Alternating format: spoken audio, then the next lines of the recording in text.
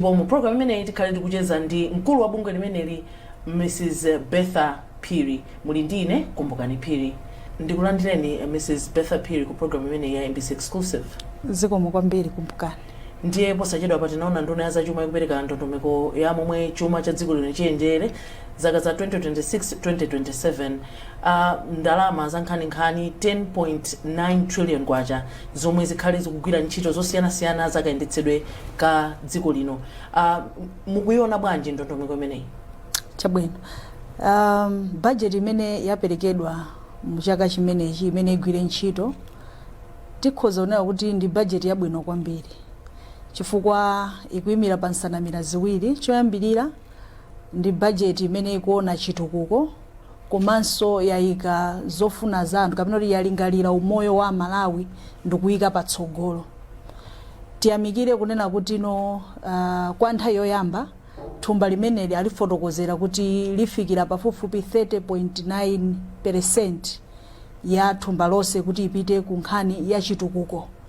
Ndipo pa mlingo umenewu ndiye kuti tikupita chitsogolo ngati dziko, chifukwa tikatengera pa regional level pa SADC level amanena kuti dziko lipite pasogolo ndiye kuti nkhani za chitukuko zisamaposere kapena kuti zisamachepere 25% ya budget yake.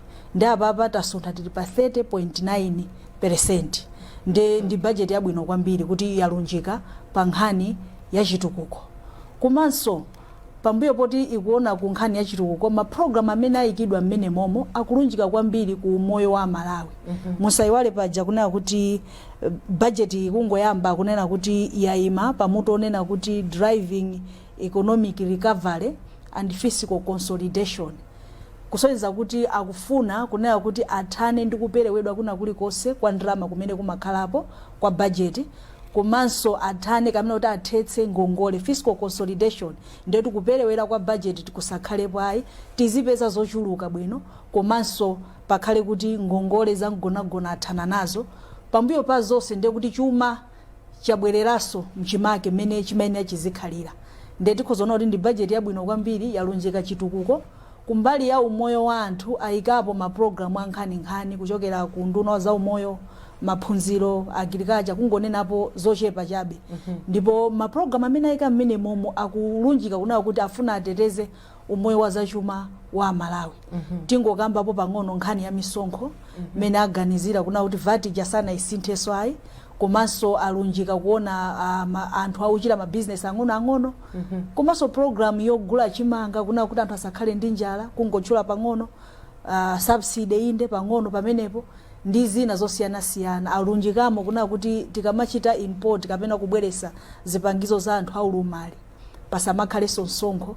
Nde ayikamo ma program okhuza achinyamata youth development komanso mwayo jona kuti anyamata ambiri azipita ku ma community technical colleges.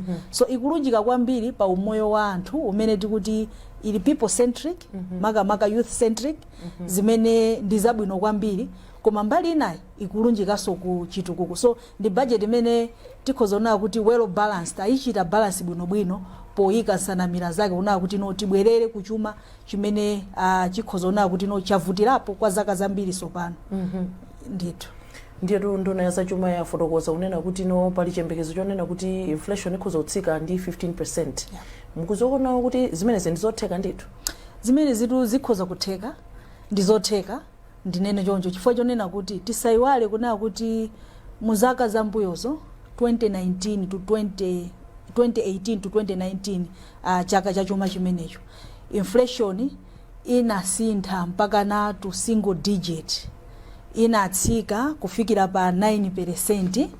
Kusonyeza kunena kuti chuma nthawi imeneyoyo chidayenda bwino ndithu ndipo kusintha kumene kuku kunazamba kukwera muzaka za 2021 2022 2023 2024 kufikira pa 2025 pamene inakhazikika kukhalabe pa 2 digits. Ndifotokozera kunena kuti yakhala ikusintha inflation kuchokera pa 9% imene idali 2018. Ndiye tikanena kuti recovery ndiye kuti tikubwereranso kuchimene tidali poyamba.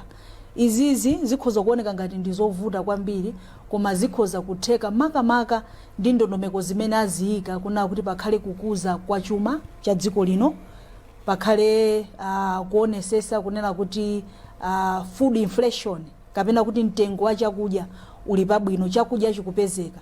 Chimene chimapangisa kunena kuti inflation ikhale yokwera ndi kusapezeka kwa chakudya.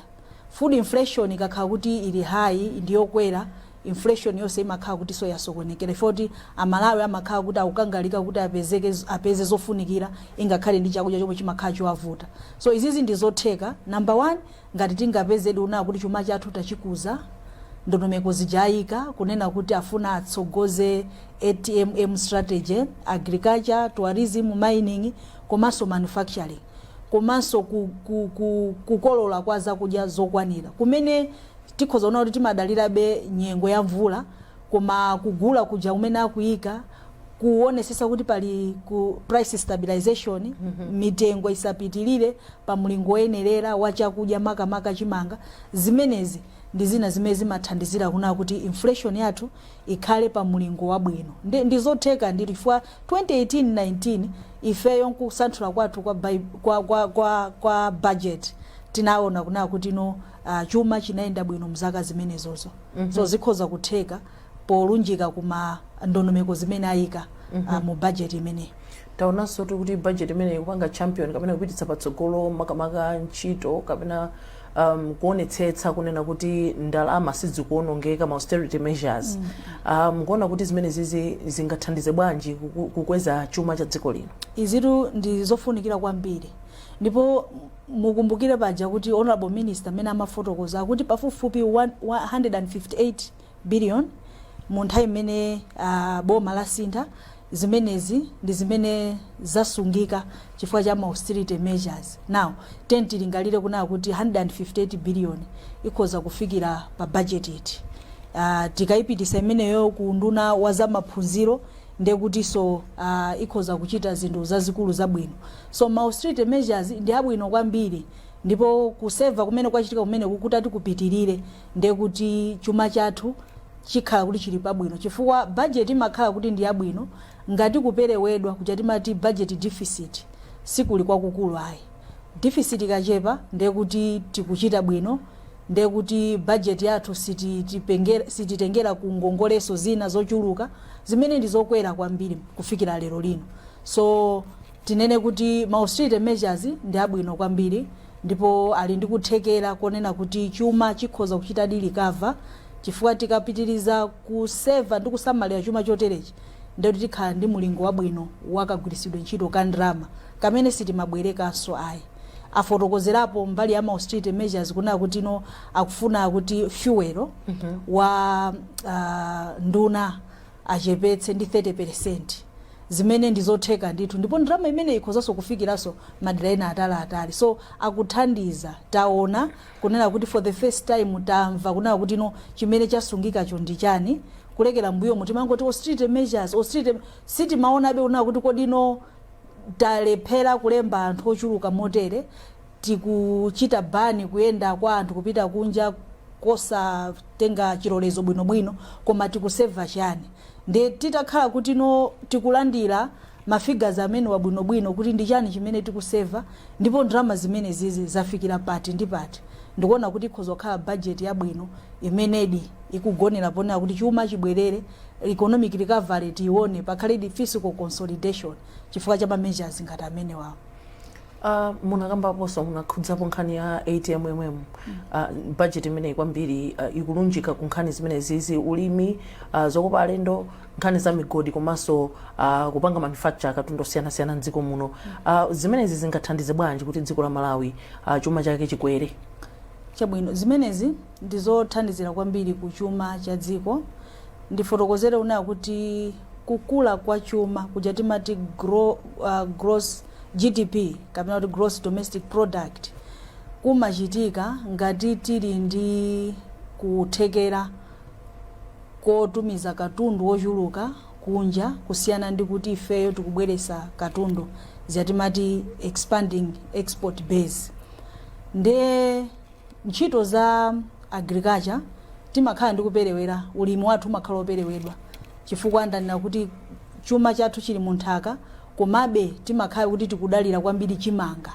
chimene simbewu imene ikhoza kutipititsa pasogolo kunkhani ya zachuma chifukwa chimangacho timachidya momuno nthawi zambi chimakhaso choperewera patali timadalirabe fodya amene betimamutumiza ngati wosapangidwa process ndi zina zotero ndi kuonjezera thumba la ntchito za malonda ndi kumene kungathandize kuti chuma chipite patsogolo. Nawo ntchito za malonda zikhoza kukula zoonadi ngati pali ntchito za kukopa alendo kupita patsogolo tione kuti kodino malo athu amene timakopa alendo ndi ati ndipo tikufikira pansanamira ziti ndipo tikulunjika bwanji kuti no tikupanga ndalama zochuluka bwanji ngati dziko. Number 1. Number 2, kwa nthawi itakhala tikufotokoza kuti mining ndi game changer, ndi nsanamira imene kukhala kuti talunjika bwinobwino ntchito za ntapo za migodi zili ndi kuthekeraso zoti zikhoza kukuza chuma cha dziko lathu. Ndi pakali pano tidakadalirabe ulimi umene sitinalunjike bwinobwino kuona kuti kodino nkhani za migodi ndi chani chimene tikulunjikapo ndipo tikutuluka ndi chuma chotani. So pano tikayika zonsezi pamodzi ndi zimene zimapangisa kuna kuti tizinena kuti GDP growth chuma chakwera ndi chuma sichingangokwera ndi ulimi okhayi. So mbali iyo tafuna alunjike ku ATMM strategy kapena kuti agriculture, tourism, manufacturing ndi nkhani yabwino chifukwa kuti malonda azichitika bwino kwambiri tizitumiza katundu amene pachizungu timanena kuti balance of payment deficit kuperewedwa kumene kumakhalapo chifukwa timangoitana katundu osati ife kutulutsa katundu sikukhalapo. Nde tikachita kebu kapena kuti tikaonesa kuti balance of payments deficit palibe kuperewedwa kumene koko ndoti ntchito za malonda zikupita patsogolo.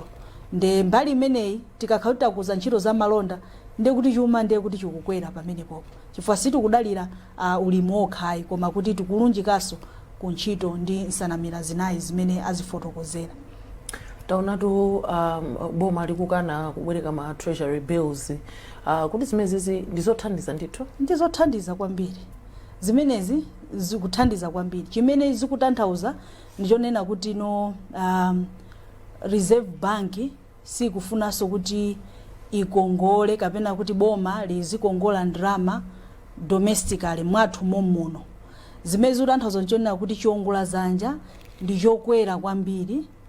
Ndi nkhani yakubwereka ngongole kapena kuti nkhani ya ngongole tikunena kuti pakali pano ngongole zathu zafikapo pangonagona. Tikunena kuti chuma chathu chikwera pafupifupi kuchokera pamene chili pano kufikira 3.8 GDP kapena iya chikwera mpaka na 4% GDP growth.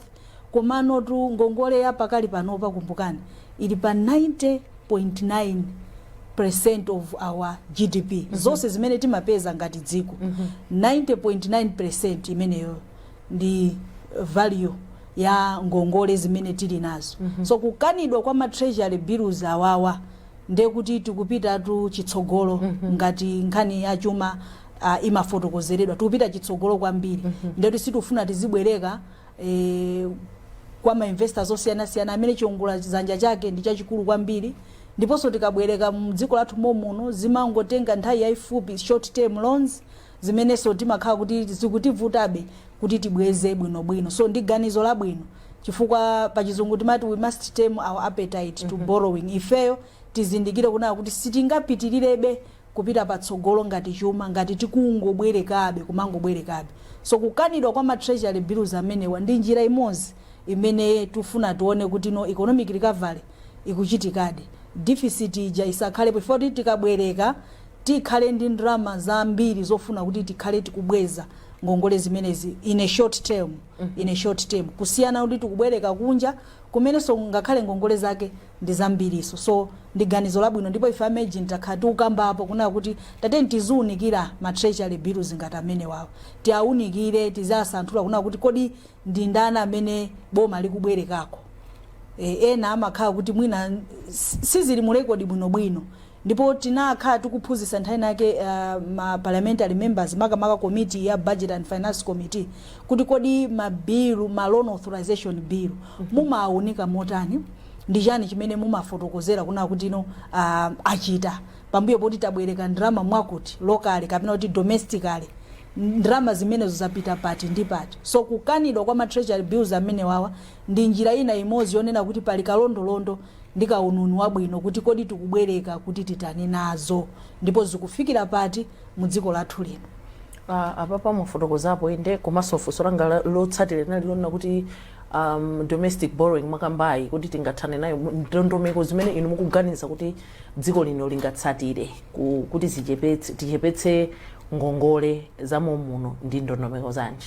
Chabwino choyambirira tikunena kuti pakhale kulondoloza kwabwino ndi anzathu aja tikuna kuti makomiti a parliament akhale ndi kulondoloza kwabwino. Chifukwa ndanena kuti ngongole zimene timakongola kodi timakwanitsa kuzisatira ndikunena kuti ma treasury bills amene tachita accumulate mu chaka ichi tapitisa apo ndi apo ndi apo kapena timabwereka for consumption zimene ndi ma wages, pension, payment ndi zina zoterozo. Ngati sitikulowetsa bwinobwino ndrama zimene zili ndi chiongolazanja pali chiopsezo chachikulu chimene timayitanira ku economy ya dziko linolo. So choyambirira tilondoloze kuna kuti kubwereka kwathu kukwenda motani. Kodi ngati apereka budget deficit ya mtundu otero tabwerekadi chimozimozi mene deficit ili. Malamulo amanena kuti nduna ikangopereka budget imene ndiyoperewedwa ndipo budget yaloledwa mpaliamenti imapereka mphamvu kwa nduna kuti no apita akabwereke. Komano tikunena kuti kubwerekako kuchitike molondolozeka. Number 1 tili ndi annual borrowing plan ABP. Maplani athu amakhala up to date for annual borrowing plan iziyankhulanaso ndi mmene taperewedwera ku nkhani ya budget. Neti ndi medium term debt strategy imene imafotokoza kuna kuti pofika nthawi yayikulu motere dziko likwenera libwereke ndrama mwakuti ndipo imapereka so ndandanda wamene ndramazo ziyenera zigwirisidwire ntchito zimene sitimadziona nthawi zambiri. So annual borrowing plan yathu medium term debt strategy yathu ndikuperewedwa kumene kumafotokozeredwa iye ini ya kuti nthawi ya budget sikumalingana nthawi zambiri sikugwirizana. Ndifa yake tili ni ngongole za ngonagona zotere mdziko lathu lino komanso kwa makampani komanso maiko ena zatimati foreign debt. Mukuonera program ya MBC Exclusive ndipo sabata ino tikucheza ndi Mai Betha Phiri omwe ndi mkulu wa bungwe la Malawi Economic Justice Network MEGIN, bungwe lomwe limapereka upangiri komanso kuunikira pa nkhani za chuma. Programu iyi ikufikani kuchokera kuno ku Umodzi Resorts komwe kumapezeka BICC komanso President Hotel.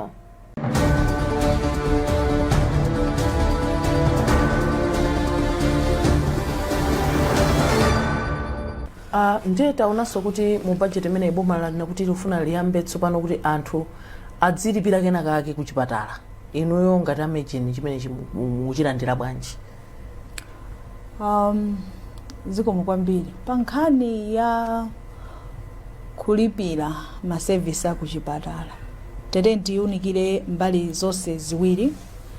Choyambirira ndifotokozera kuti MEGIN ili nawo limodzi mu committee imene timati governance to enable service delivery project imene unikiridwa komanso imalandira thandizo kuchokera ku World Bank.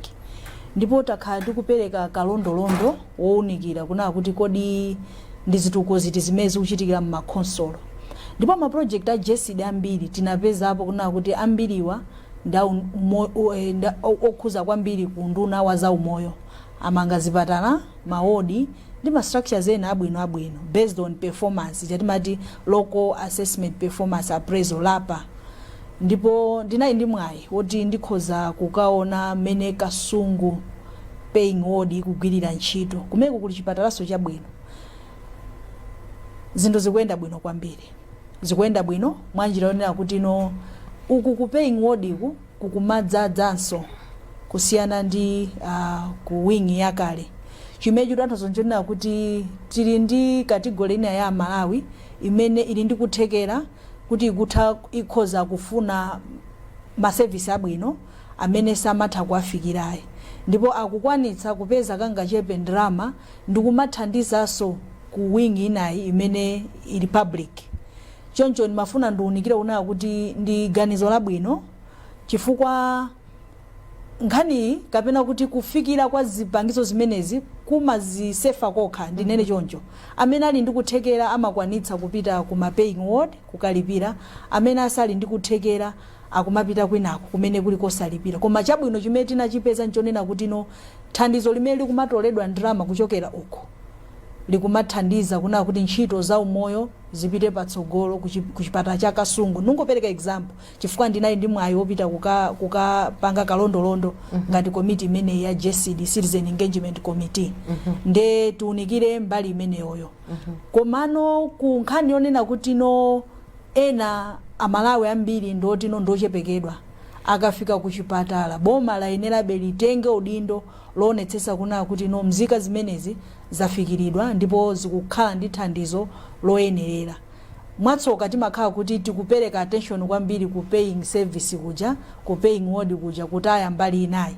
Komano zituko zimezo ngati zabwera m'makhonsolo ndi m'mizinda ndi zabwino kwambiri fwa zithandizire kuti local assembly kapena kuti khonsolo izithandizira kuna kuti zina zizikwanitsa kufikira osamangodalira kuno kulikulu kuti no athandize. So ndi ganizo labwino komano payenera pakhale measures zabwino zoonesa kuna kuti zisabwerese katangale ayi zibwerese kumuchita kava Malawi amene ndosaukitsitsa kumene akupita ma public service ko afike dakapeza kati afuna la ujampeze akakhala kuti afuna athandizidwe mwa ulemu wake monga Malawi resa akuyenera kufikiridwa ndi ulemu chatimati dignity zonse zichitike bwinobwino whilst ena amene ali ndi kuthekera akulipira ma service ngati amenewo.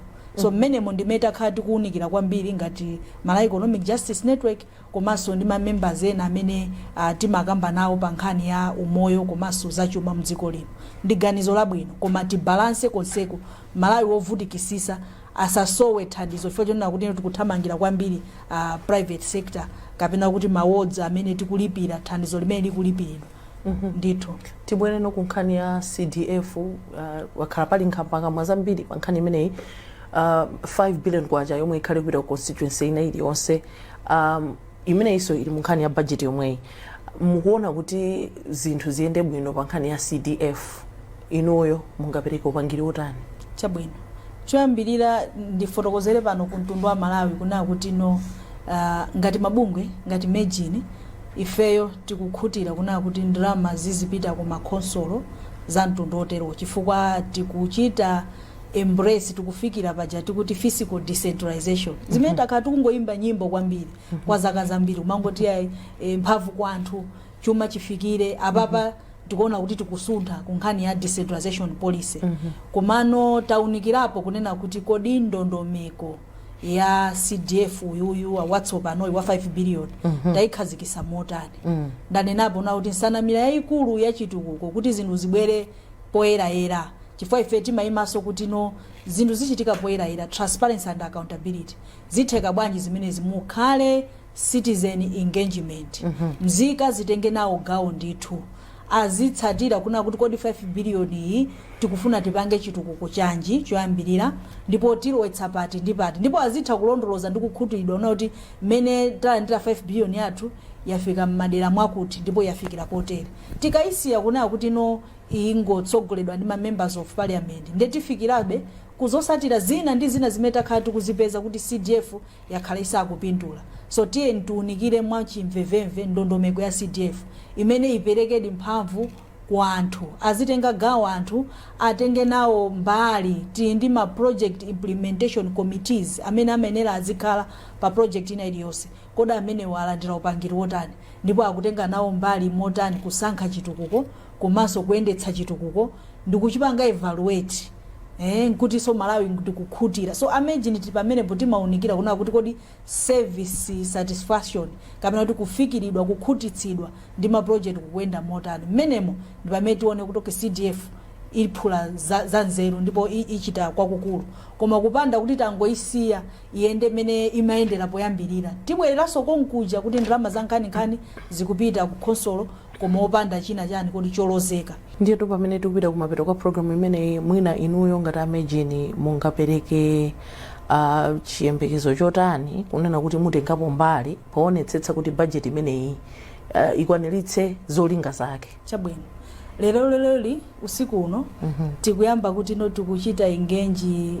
parliamentary committees. We have dinner, engagement dinner ndi budget analysis imene tayipanga taisanthula budget imeneyi ndipo tatenga mango zosiyana taona kuti kodi ma assumption amene ayikidwa macroeconomic factors or indicators are they credible ndi olondoladi ndipo ma measures amene ayikidwa ndi choyambirira tukacheza ndi ma MPs usiku uno lero ku Crossroads tufuna tikayitambasule amve kuna kuti chikutanthauza chani ndi step number 1. Step number 2 timapita so makhoso kukaphunzitsa adindo amene akuyenera kuti atengepo gawo mu ndondomeko ya budget. Timaphunzitsa ma counselors azuunikira ma ADC members alondoloze kuti kodi ndalama ikubwera adi moyenerera ndipo ikufikira adi pazituko pajazituko zathu zimachokera ku community then mmene mundimene tikugwirira ntchito komanso tikhala ndi public expenditure tracking zimene timafuna tilondoze kuti kodi ngongole debt yatengedwa motani ndipo yafikira pati ndi pati.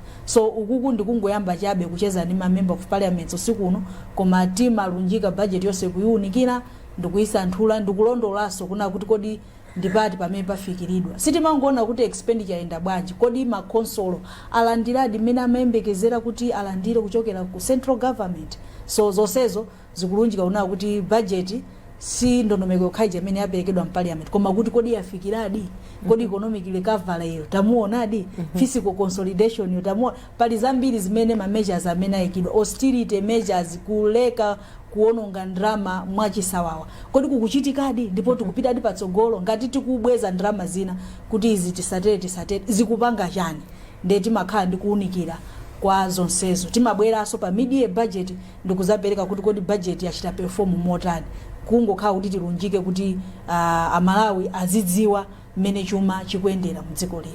My Betha Phiri tathokoza kuti tinali modzi mu program ya MBC Exclusive pamene posonde pa mtsizo pa program yathu ya MBC Exclusive ndipo mu program imene lero timacheza ndi Mrs. Betha Phiri mkulu wa bungwe la Malawi Economic Justice Network MEGIN.